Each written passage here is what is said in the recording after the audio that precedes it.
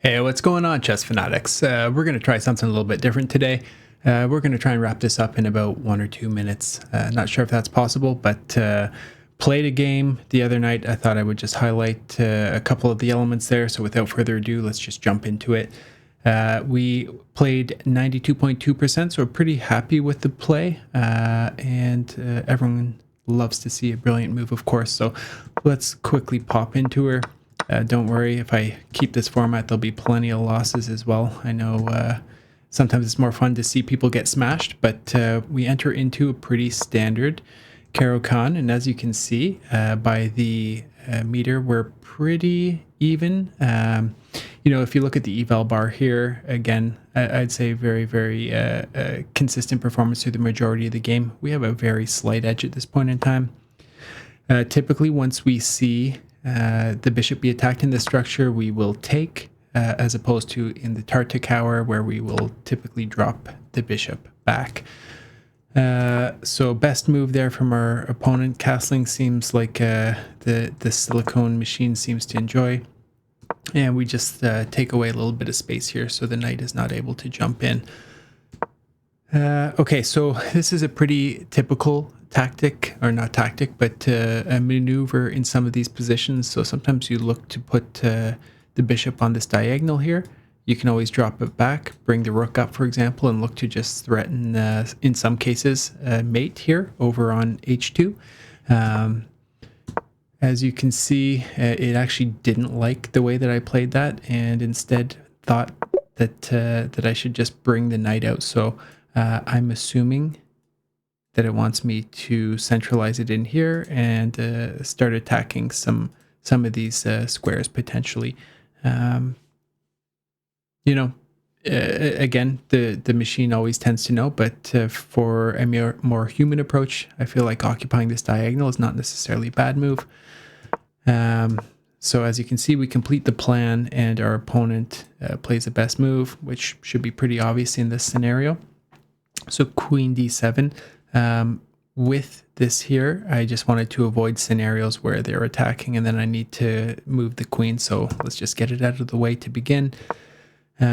Excellent move, just taking some space. So happy to see that. Again, opponent continues to play good moves.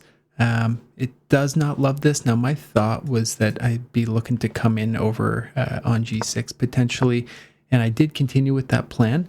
Now, the machine does not like that and instead just thinks that I should continue to expand on the queen side.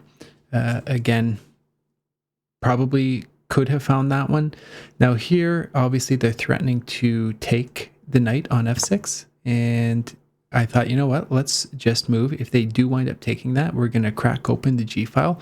And we do see this sometimes in the Caro-Kann as well, and it can allow for some pretty good attacking chances. So as you can see, this was an inaccuracy, and we took back. Now we have the slightest of advantages at negative 0.3.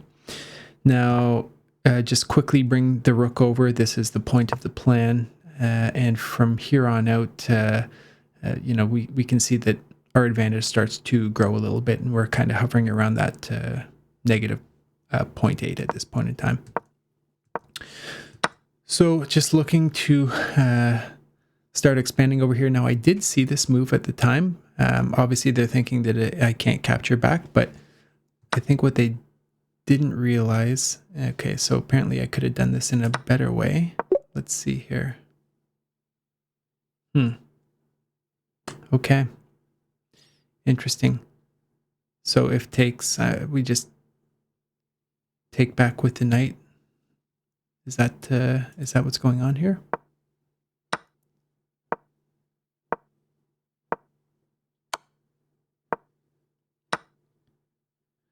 Okay, so we can see the machine's approach. Clearly that was not my approach.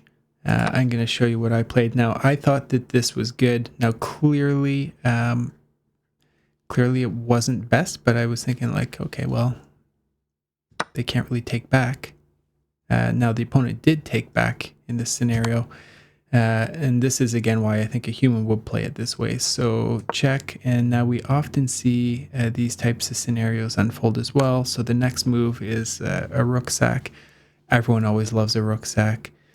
and they can take it, but I calculated that really there's no escaping, so the only move that they have left is basically to put the king in the corner, at which point we checkmate it. So I was happy to see that.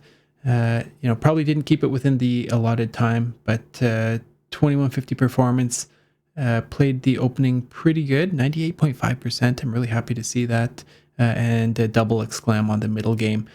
Again, could always do better. If you like this shorter format, let me know. Maybe I'll just really start condensing some games and let's see how quick we can make them happen. All right, thanks, guys. Talk to you later. Bye.